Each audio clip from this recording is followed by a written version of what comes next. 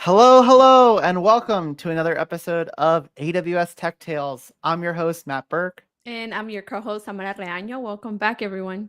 Welcome back, everyone. So, if this is your first Tech Tales, this is a show where we talk about real life customer issues, what you can do to solve them.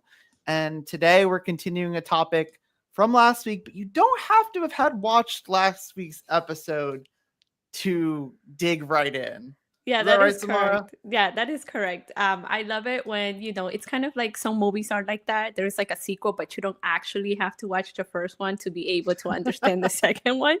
That's kind of what it is this week. So last week we talked about resiliency. And although today we're also talking about resiliency, last week's episode mainly focused on having an in-region resiliency architecture. And now this week we're crossing over to cross-regional resiliency topic when we're talking about what a workload looks like right now, which is essentially the same workload from last week. However, now we want to expand its high availability into a cross-region architecture. So I'm excited to hear what you have for us today, Matt. What? Yeah. What do I have? Let's. Well, I think to level set with folks, like, um, before the jump, Tamara and I were talking about how best to introduce this, Mm-hmm. and we can kind of, hey, we have a bunch of Oh, people hi. saying Hi, everyone. hi. Yes. Hey, Devin Bucks. Hey, Karen P. Welcome. Hey, Happy DJ, my man Eric. Thanks for Monday. tuning back in. Yeah.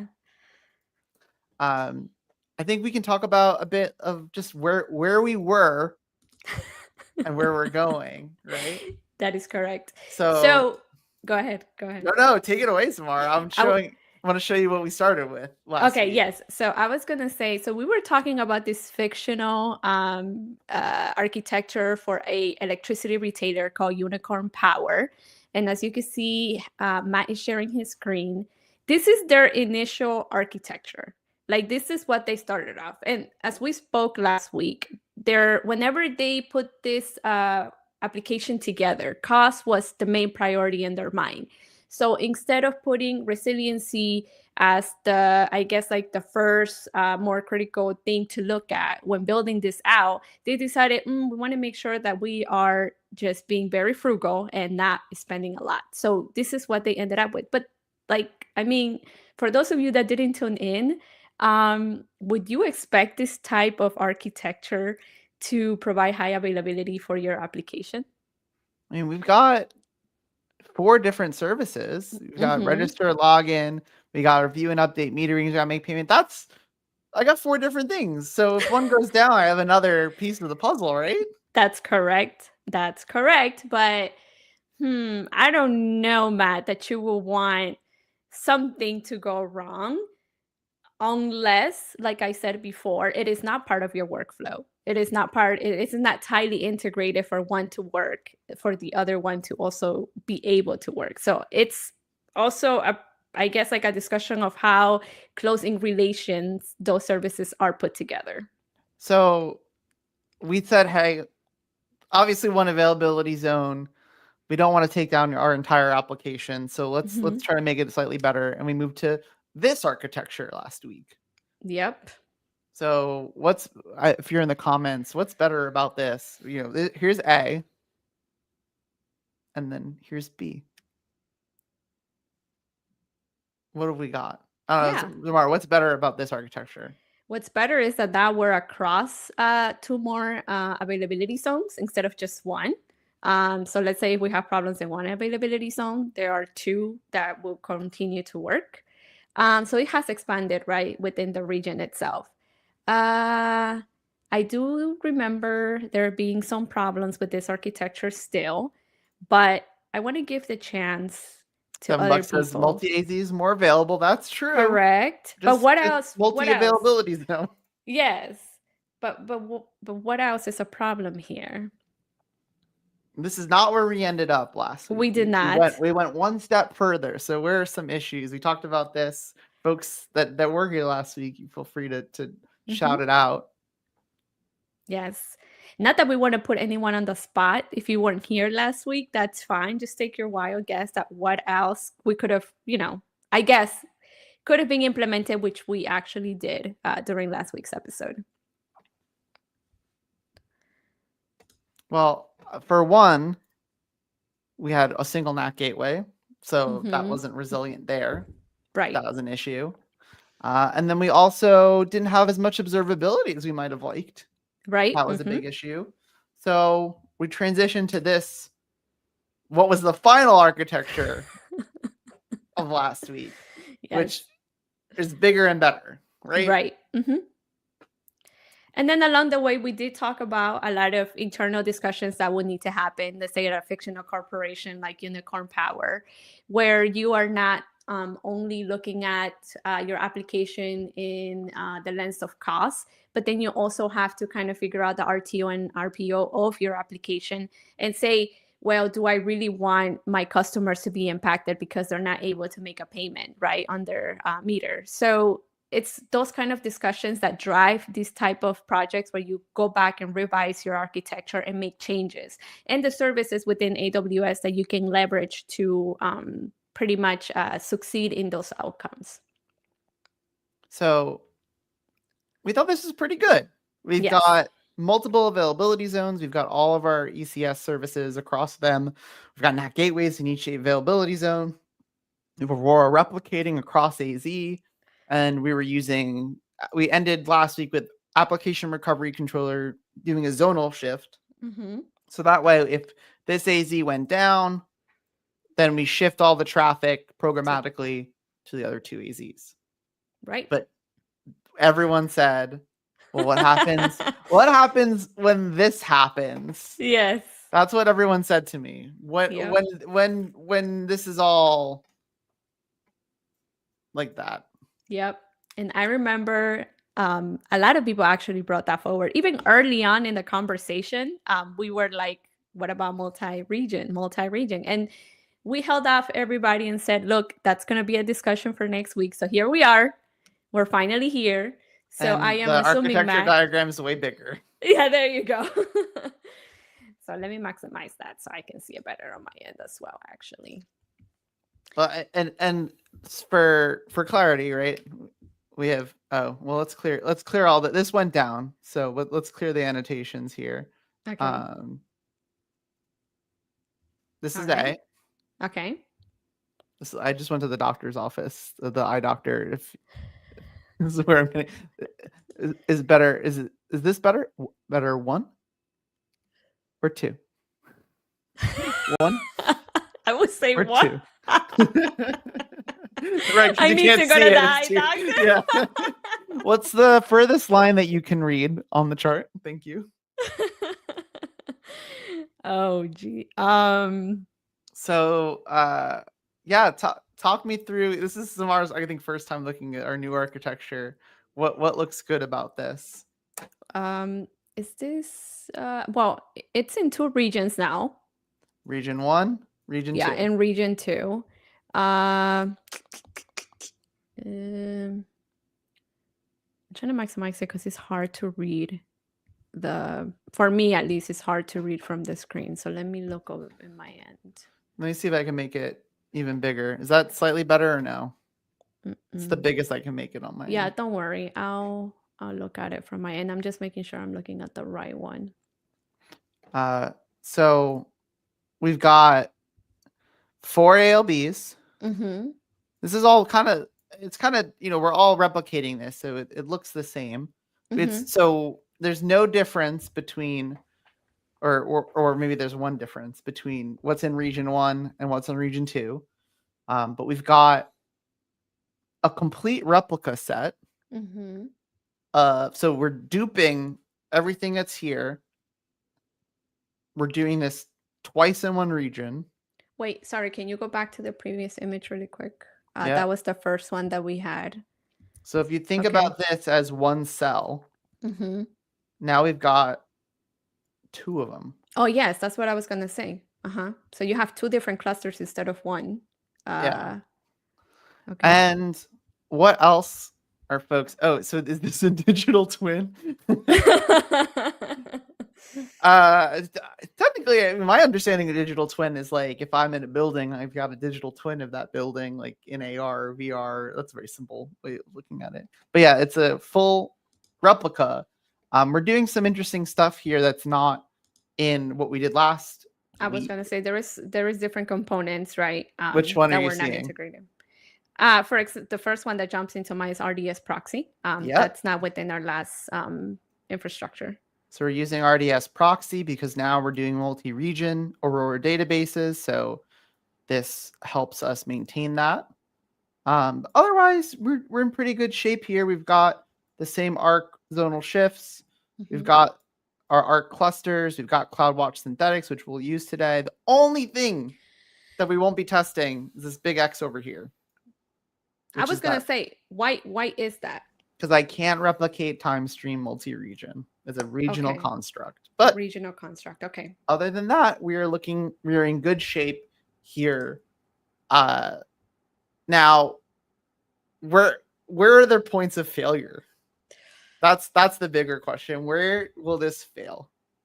And that's going to be an open question for the whole hour. But if folks in the chat have any ideas of where we've gone wrong, where can this fail?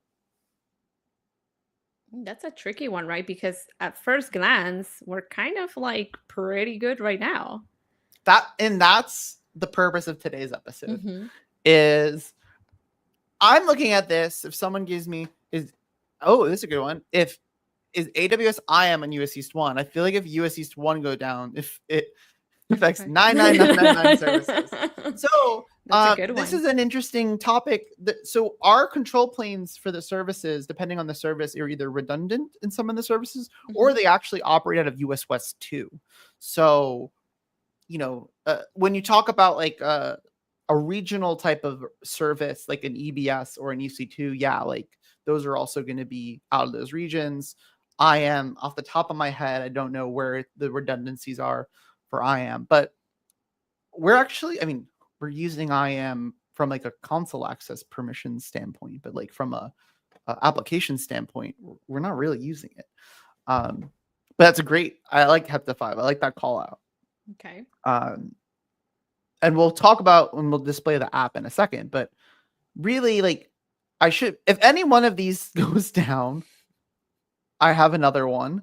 I have two other ones. If the whole region goes down, I'm doing well. ADFS only in US East 1. I remember I had SSO issues because that's only in use. Potentially. That I can't confirm nor deny. I don't know off the top of my head. But it's a good thing that we think about when you're thinking about resiliency. But when we talk about logins, like it's not necessarily mean it won't take your application down, depending on like if it's like a if it's an internal login, then maybe like nobody can log in your internal application, but externally you're not going to be using AD to authenticate users, as far as I know. My other thing would be, I guess, like a question that I will ask if I had this come right in, right? For the first time and seeing it is what the configuration is like. Let's say that region 1 stops working. How fast can we recover to region 2? This is a great question. Okay. So to do that, we got to configure our friend application recovery controller. And this is something we've done, I think, in the past in the show. I believe so, yes. But we're going to do it for this app specifically. And before I do that, I wanted to show what the app we're working with is. Last week, we did not do that due to some technical difficulties. So I'll just show you what the app looks like, that we're all on the same page here. And then when we go to test it later, that we know what's up. So I have an account. My name is Steve for this episode. All right, Steve. Oh, yeah. Hold on. Lowercase Steve. Okay.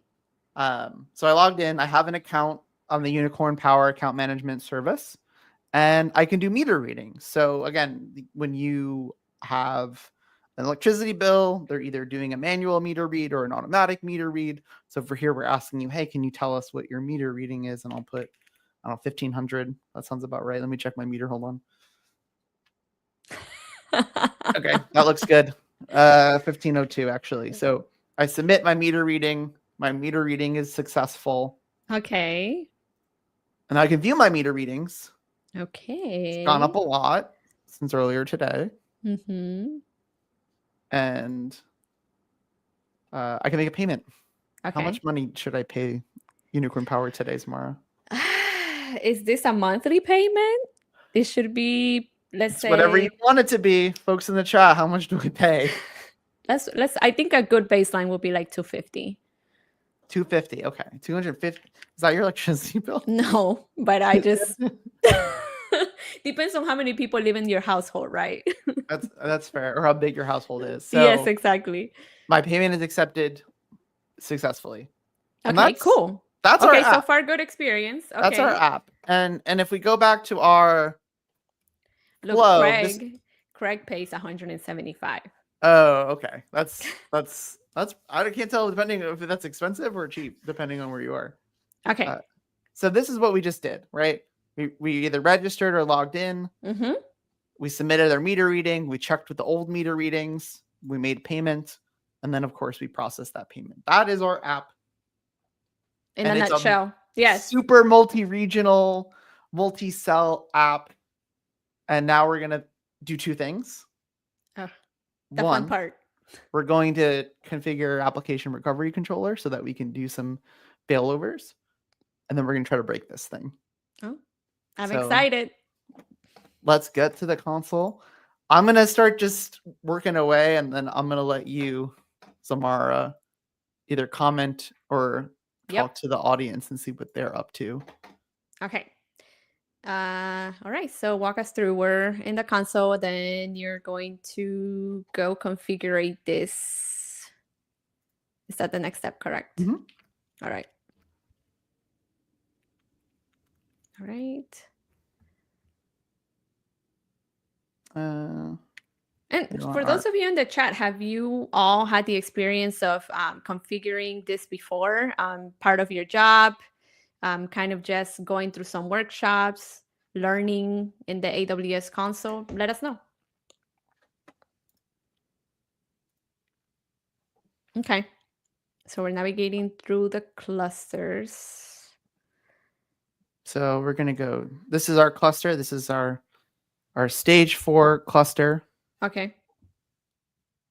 And I'm going to look at all my routing controls. Okay. So I have a routing control for, if we think about the architecture, mm-hmm. for each of these services across each region. So it's one per one. Okay. So if I wanted to do, I've got register and login against US East, US West 2, register login US West 2, and then EU West 1. So those are the two regions that I am operating out of, is EU West, US West 2 and EU West 1. So EU West 2 is the one that is the primary, correct? Because those are the ones that are on. Yes, US West 2 is now the primary. Okay. So you can see where it is turned on. So if I switched, let's say for register and login, if I went and turned it on, that would flip me from one region to the another. Next. Yeah. Okay. Sounds good. And this is something that we've done on the show in the past. But if folks want, hey, Sam, thanks for joining us again. That's where you can go. So now I'm going to go configure some readiness checks. Okay. So we want to make sure that you can do this manually. As you're seeing, I can go in and do a CLI command, here's the command here, or I can do it in ClickOps world. But maybe you want to do this automatically. Yes, I would say so, right? You don't want to waste time coming and manually doing this stuff. So depends. Some people like the control. Some people like to press the button. That's true. You tell us in the chat. Are you a person that wants to automate this, or are you the person that likes to click the button? Let us know while. You know what? I would actually categorize myself as a person that likes to click the button. So I'll stay in there. I'll say that. What about you, Matt? No, I wanted it to be automated so that I don't have to be bothered. I don't have to wake up. It kind of reminds me of yesterday. I was at a store, and they had like this empanada press that will close the empanada for you. And I was like, Yeah, oh, yeah. that's so cool. That will take so much of my time off of like making the empanadas. But then I was like, but I like closing them manually. Never mind, I don't want it. Devin Buck says buttons all the way. I'm with you there. So I'm in my readiness checks, Okay. and I want to go. Where do I actually want to go for this one? Sam says automated, as it has Oh, here we 5 go. different endpoints. So if one does not work, automation can automatically try the other URL. Well, it's not going to try. It'll just flip you over. It'll Just flip you do. over. So, where you see, so here's our cell statuses. Okay. And ignore anything that says stage 5, but we're talking about I'll just do stage 4. Okay.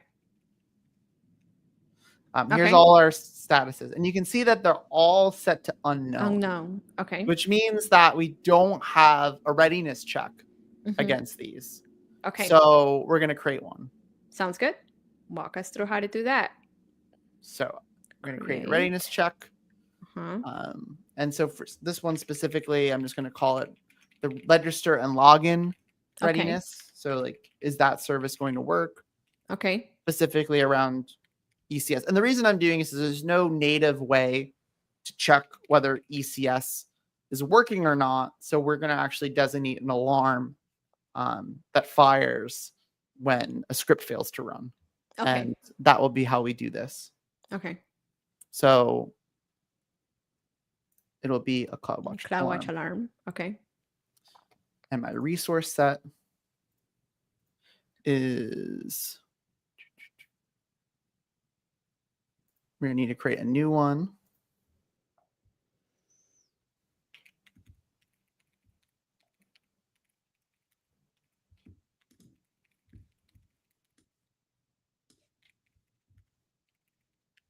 So we have our resource set for this particular resource in US West 2. And then I'm going to open up CloudWatch really quickly.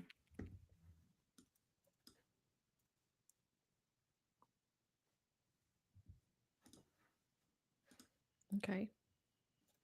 That's all alarms. And you have already created the alarm, or you're going to create an alarm? Created. Okay. Already created. Okay. So I need the register and login. Let me make this bigger. A ton of these. Register and login. There you go. So I need this one. I need this one.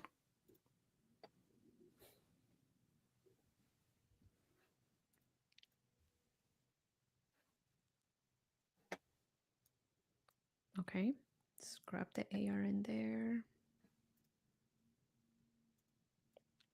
And all right.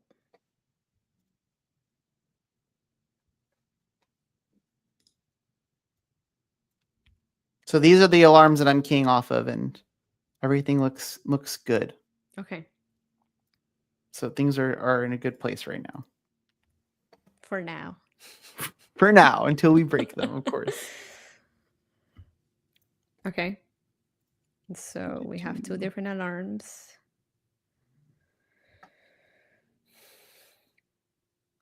And then do you know how many alarms you can associate for each one?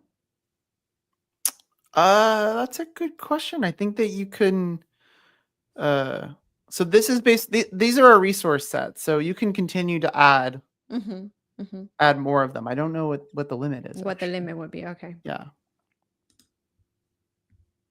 And then I'm going to next associate with an existing group, which is this stage 4. And then I have to then align these to the proper, what we call cells. Yeah. So This one is the US West 2 replica 1. So I want to make sure that I'm in the US West 2 replica 1. Okay. And then I have replica 2. So US West 2 replica 2. Okay. So aligning these with their proper checks. Sounds good. So then I should just be able to create. Okay, cool. Do we know usually how long it takes for it to load and be ready to go? It should be like a couple minutes. And what we should see is that this readiness check will go from unknown to ready. Ready. Yep. And that will be our solution for trying to check if ECS is working, because we wanted to basically we have a Lambda function that runs every minute, and it's going to check whether ECS services are online, right? There's some validation logic that we're doing. I don't know, folks in the chat, are you interested in the logic? Do you want to see? I love looking at logic. I feel like I understand concepts a lot better when the logic is in front of me. So I'm up for it. So this is our function. Okay. This is our code. And we're checking. So basically we're saying if the ECS service readiness is true, it's 1. If it's not true, 0. And if it's 0, we set an alarm. So things go off. So we're basically checking across the list of ECS services. We're trying to see if there's any errors. We're pulling different metric data. So we're doing a bit of logic to try to figure this out. Okay. So yeah, that's what we just built.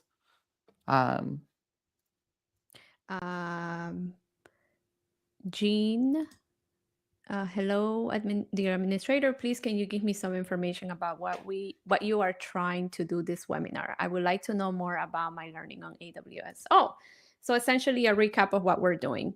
Hi, Jean. Welcome to the stream. Today we're talking about resiliency. Last week we talked about regional resiliency, and this episode we are expanding on that conversation and now talking about cross-region resiliency. So we are following the scenario of an architecture that now has moved to be cross-region, and we are trying to see how can we make this architecture even better.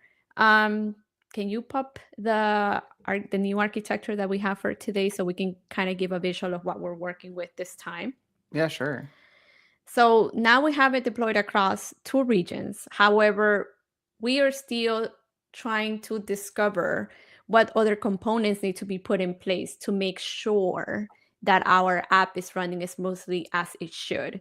So what Matt has done as of right now, it's pretty much update the configuration for the application recovery controller, and to making sure that whenever one region goes down, then the application is able to cross over to the other region and continue to be available. Anything that you would like to add there, Matt? No, I think we're ready to try our first experiment on how to break this architecture. Okay.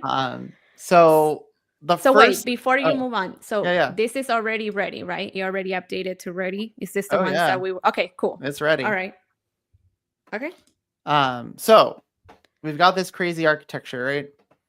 Now, you might think to yourself, okay, like if anything goes down, I'm in good shape, right?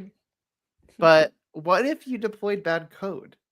Oh. How does this architecture help you? So if I deployed bad code to my environment that breaks my application, this is my poll to the chat. Let me clear this. Will that break our application? What do you think? Yes or no? If I deploy bad code into my pipeline that I didn't test, will that break this app? All right, everyone. Drop your yes or no's in the comment box. Sam says yes. 1, yes. Devin says yes. Another one, yes. I am with the yeses. I also think everyone thinks yes, this bad code is going to break our application. Let's try it. Yeah. Let's go for it.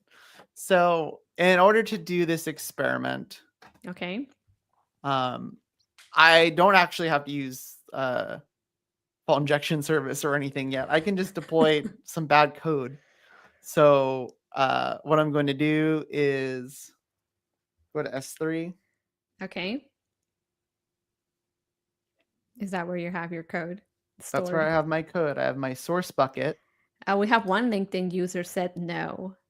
So you have Oh, one no. we have one no. Yes. We don't know who they are. An anonymous no. So this is my source bucket to upload new code. So I'm going to upload a new file here. Okay. I've got my, oh, hold on. Let me download my new source file Okay. and add it. So I've got my source code here, and I'm just going to upload it. And this will trigger my pipeline that I've uploaded new code for it to enjoy. Okay. And then we're going to see what happens. And so then we've got our app here. I'm going to log out and we can test it. So okay. that succeeded. That's great. And then I'm going Okay. to look at the pipeline. All right.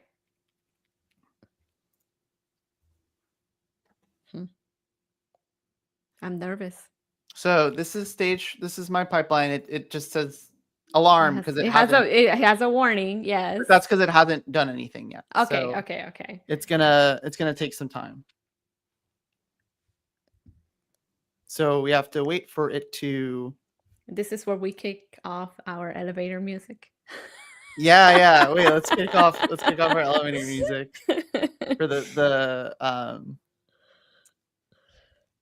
let me bring it down a little bit so it's not too loud.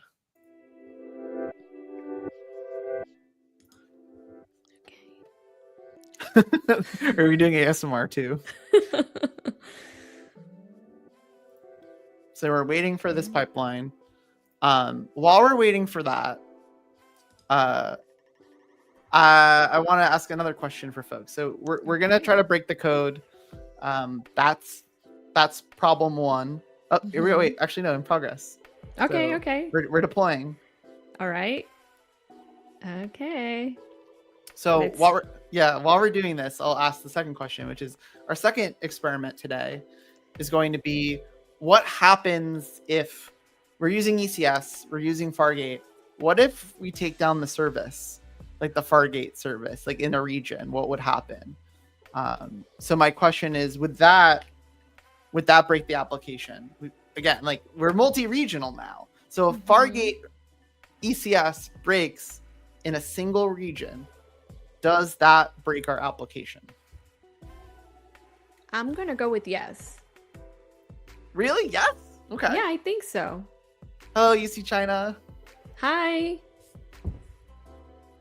No votes for. So if I've got this architecture, no, it's not going to. Devin looks. Okay, Devin says no. Okay.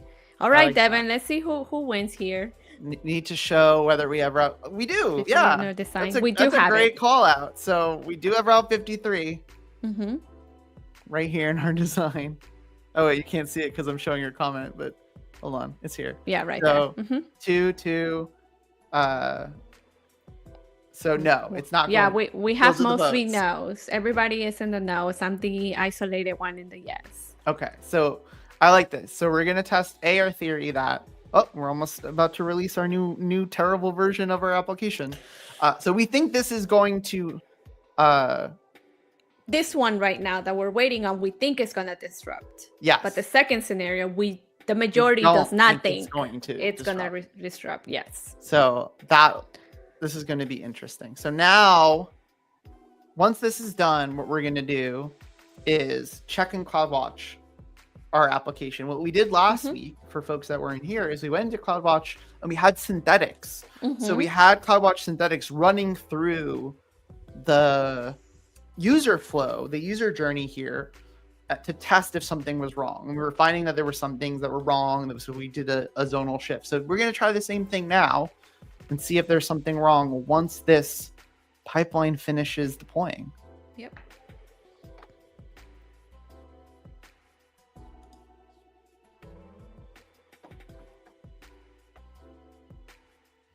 In the meantime, So we got to keep it cooking.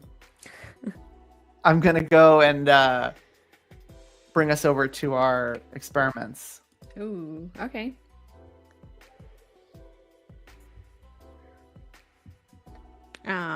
So you're gonna set up for the second scenario. Is that what you're doing right now? Yeah, I've got a bunch of Okay. different experiments in here. This experiment is simulate a regional impairment of the Fargate service. Okay. So what's it going to do? It's going to disrupt the network connectivity. Okay. So basically, all the network traffic to and from Fargate, we're just going to cut it off, and that will be the experiment that we try after this pipeline is done. Okay, sounds good. Which now we have to wait for it to finish. I guess this will be a good opportunity maybe to show our community page for those of the viewers that is the first time that they're joining AWS Tech. You know, every time you try to move on, it finishes. Yeah, it's like, come on, someone, I'm right here. I'm done. Be quiet. But I don't want to leave you hanging. So we've got our community page, and our producers will share this in the chats across the board. But this is where we post the latest shows, what's upcoming, and then I finally got around to it, Samara. You did. You updated the page, and now we have the show notes from all of our past episodes. And like, as you know, for those of you that are just seeing us for the first time, this is, I guess, like the beginning of this year's stream, but we have streamed in the past 2 years as well. So you can find those episodes here if you feel like having like a weekend binge of episodes. Or if there's just a topic that interests you that you want to. So like, for example, we talked about that's our October episode. Yeah, that we talked about multi-region failover back then. Yes. And we played tic-tac-toe. We did. I forgot that's what we did. Yeah. So now that we've got this pipeline deployed, let's see if the app's broken. So we said that most people said yes, the app was going to be broken. Yes. Hold on. So it doesn't like me. It says email. Let me just try to register a new. Let's see if I can register a new person. Okay. And let's call that person Dave. All right, Dave. You went from Steve to Dave. And then, what company does Dave work at? Or we can just his customer name. So just Dave. Dave's his name, and his meter ID. I don't know. Give me a number, chat. 112233. 112233. Yes. You don't even give chat a chance. Okay, what does it Dave say? is already registered. Oh, that's funny. So let's try to log in as Dave. Okay, let's log in. Oh, hold on. See? Okay. Email address not found. So we have a problem here, right? We do. Dave tried to register. It said Dave's already in there. They already has there. We tried to log in as Dave. It said no. So there's something going on. Not good. Right. And how can we diagnose that? Okay, chat. Where should we go? But what? Not where you should. I mean. I thought that you wanted them to tell you where. No. I want them to tell me where I should be. Okay. Where should I? What's going on here? Where do I go in CloudWatch now? Tell me. Either chat or Zamara. We've got. I've got alarms. I know, but I want to give the chat the opportunity to tell you. I don't want to take all the credit here. Where should he go checking within CloudWatch? I turn the music off so they know what to do. Yeah. So where do I go, guys? We've had some code. There's some problems with logging in. How do we diagnose this? All right. In the absence of comments, I'll tell you that go check the alarms that you currently already have in place. Oh, I says logs. So I've got registration, failure alarms, or app logs. Yeah. So I've got a bunch of alarms in US West 2. Okay. So my register and login alarm kicked. Let's see. Let's watch what. So that just started. Right. We just see up here in the graph here. So how can we fix this? Mm, What do you think? What's the easiest way to do this? Well, the easiest way would be to reverse the code, right? Go back to the previous one. Right, but maybe you Mhm. don't know. You can do that.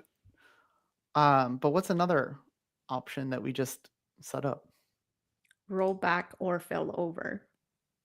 Rollback's a good one, but yeah, and then failover. So how would we Mhm. fail over? That's a great comment.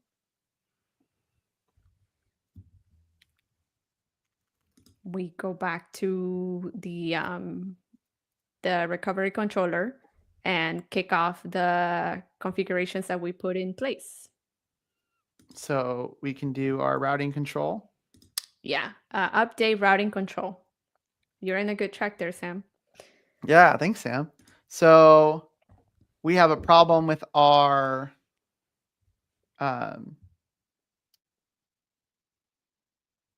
our which is it? The Register and login. US West. So register and login US West Mhm. 2. I can flip this over to register and login EU West 1. Okay. Let's make sure that also we've got the right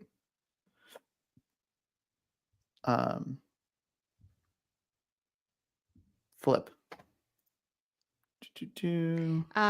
We have Rad Card 21 says all those alarm from one mistake, like a domino effect.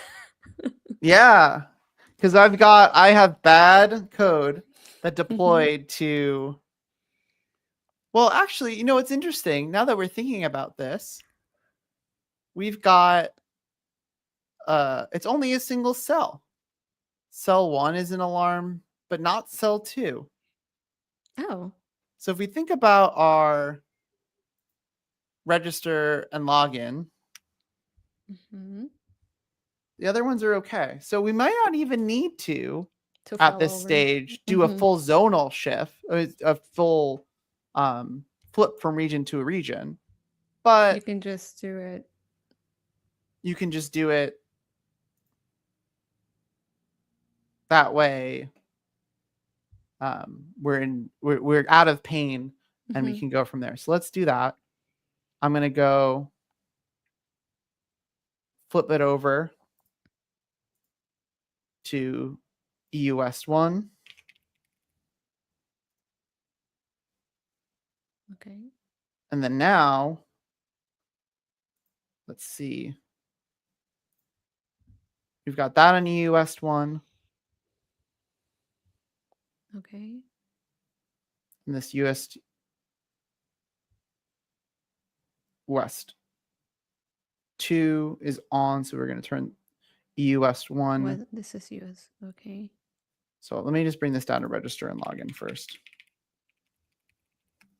So these are the ones that we've got. We've got US West 2, routing control on. And then we've got replica 2, replica 1, and then EU West 1 routing is now flipped over. Okay. Okay, so that's. So I'm going to turn this off. All right. I love it how they always want you to make sure just in case. So now let's see if we can log in. Okay. Let's register Dave. Okay. Oh, and we there you fixed it. go. Okay, cool. So if we wanted to, so the question now is, what counts as being failure? Because everyone said, oh, this will take it down. But what we did was actually only take down one of these. Right. And technically, if I want to be specific, we only took down this. So this went down. So we have a choice of failing over just to this service or just failing over to here. Okay. So in effect, we have a blue-green deployment. Mm-hmm. So if you make a change and you want to turn off the routing to that particular instance, test it, and then turn it back on, you can. Right. So we're in a good place. Now, this didn't fix the issue. So let's go back and roll back the pipeline. Okay. So let me go.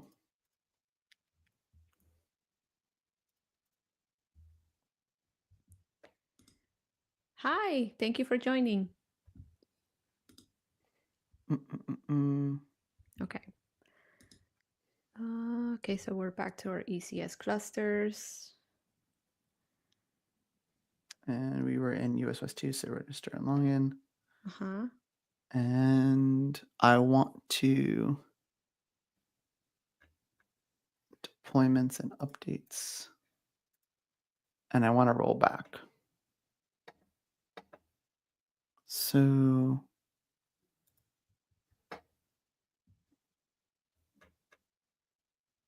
I'm just going to find the button.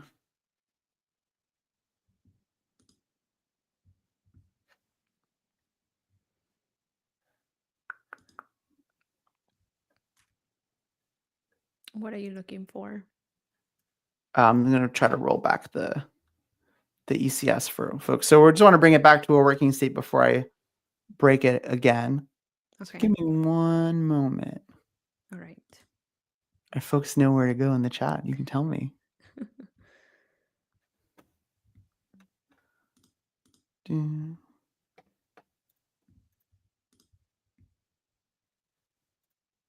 there we go. Force new deployment.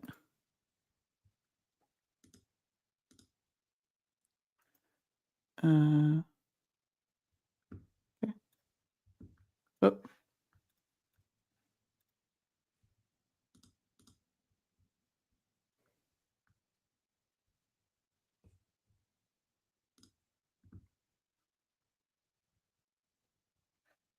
Oh, it didn't even, hold on. I want to roll back though.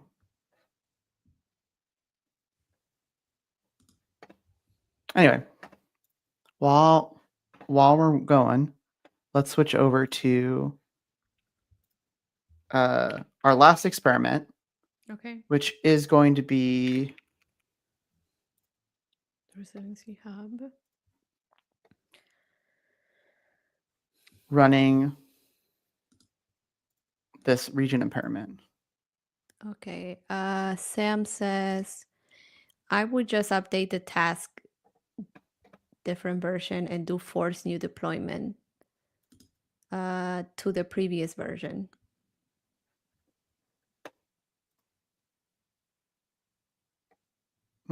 Where's the edit for that?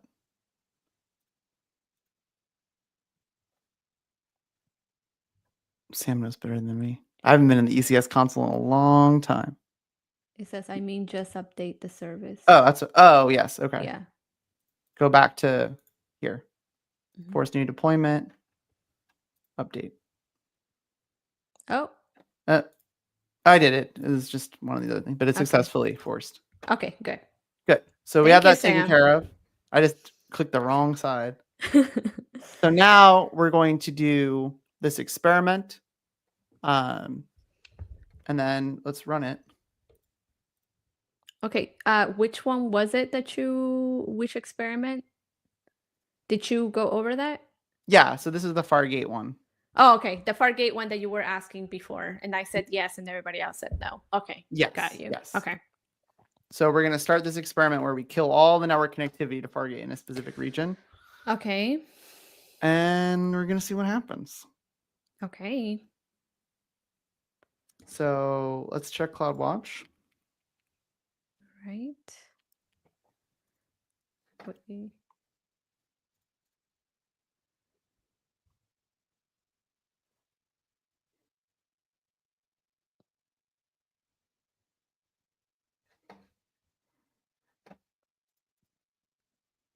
So we still have those alarms going on from the previous one. That's what I was. But they're starting to stop. See, look, it's going down. It's going down. Yeah. Okay. So it peaked at 15 and now it's starting to come down.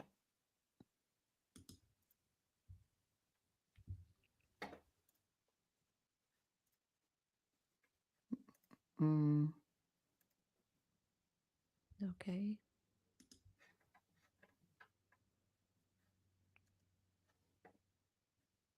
so let's look at our dashboard, Oh, and things are. Look what just happened. yeah. I got immediate dip, drop, dead in the water. Uh-huh. So is this good? Is this bad? Let's see if we can That's get onto the app though. that's gotta be bad. The app's still working. Okay. Now, why is it still working? I just took down all of the region.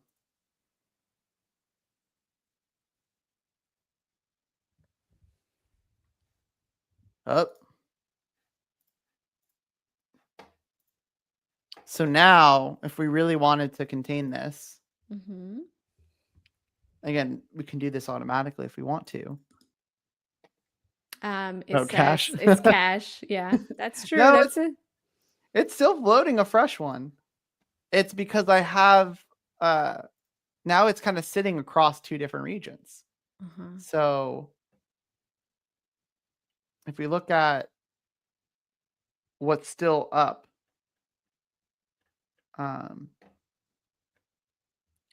Wait, we've got, so this means it did disrupt it, right?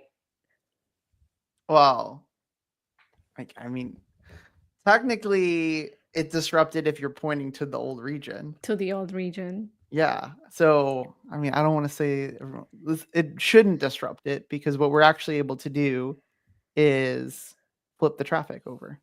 Mm-hmm. You're So, flipping from one. Okay. yeah. So we can, for example, turn on the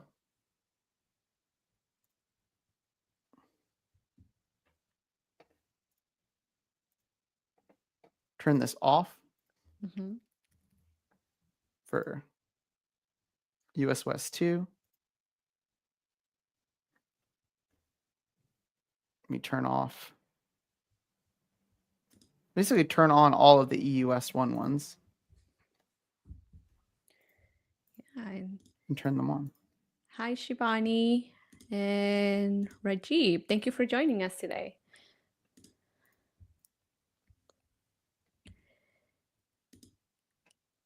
Okay.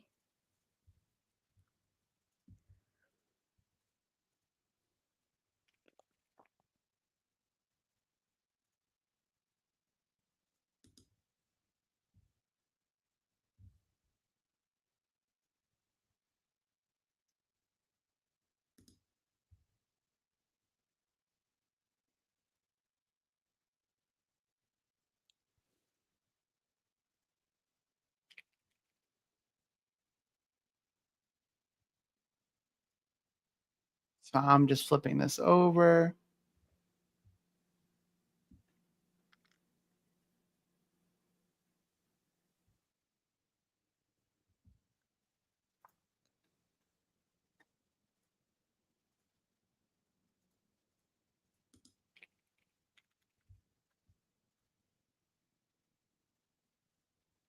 And we should, by the end of the next minute or so,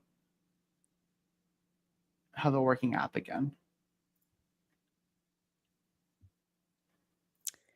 Rajiv says, I just came in. Can you just brief me on what's going on? Thank you. Today, we're talking about resiliency. We are talking about a multi regional architecture for this fictional application that we have been working on for, I guess, this is the second week. And what Matt is essentially going through is injecting some thoughts into the current multi regional architecture to be able to see whether it will be actually creating disruption across the application or it would create, I guess, like the scenarios for flipping over the region to make sure that the application continues to run smoothly. So that's essentially what we're working on today. So basically, you can flip over on a micro sense each cell and then um, each piece of it. So I'm just turning off everything that's US West. Okay. So My feedback is that I want a I little was gonna dash say, because EUS looks, you look at that and you yeah. go, what? But it's EU West 1 and then US West 2. So Mhm. this is on, this is on, Or US maybe West like 2 a off. feature to kind of, well, I guess that could be a little tricky too, because you don't want to take one down, flip one over by mistake. I would say like multi edit, check a number of them to be able to do it in just one go rather than going into each specific one. And you can script this. We did some of these readiness checks before, but because of the way that we're simulating the failure. Hmm. So this is kind of where your runbooks come in. So now we've turned off anything that's US West 2. Oh, and we're almost at time. We're four Yeah. minutes out. So now we should be able to refresh and log in. Okay. Ta-da! Oh, there you go. Good job. So at the end of this, I think some folks were proven right that it didn't happen automatically. We did have to do Hmm. some failover processes, but we're able to recover right away. And so this is where, again, to kind of start to wrap up at the top of the hour, Yes. we really wanted to go in terms of checking your assumptions about the resiliency of your architecture, how things work. Because maybe you thought that, for example, we did that readiness check and it didn't flip over when there was a network outage automatically. We had to do it manually.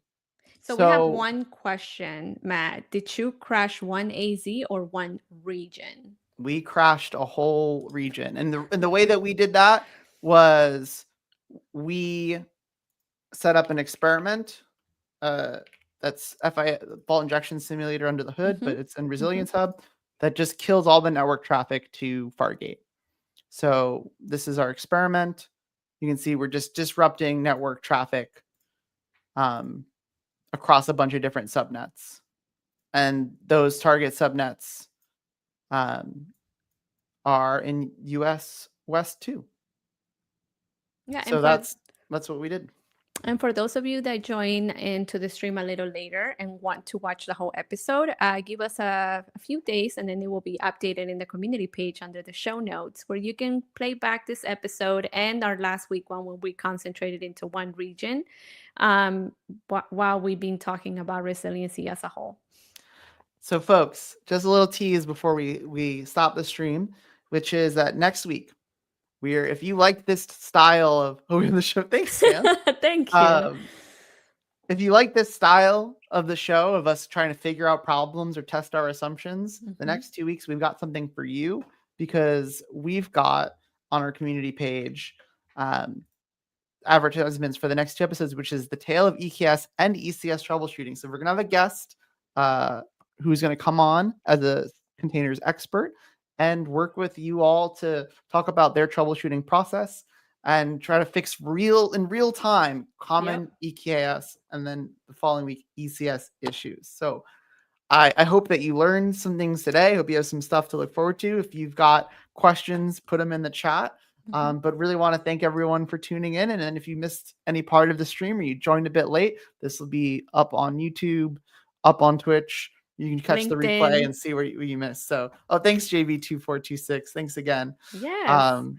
But And then yeah, you don't have to wait for next week to know. You can always look ahead at the different topics that we're going to talk about in the stream within that same community page. So don't think that you can only look backwards. You can actually look forward to what we're going to talk about as well.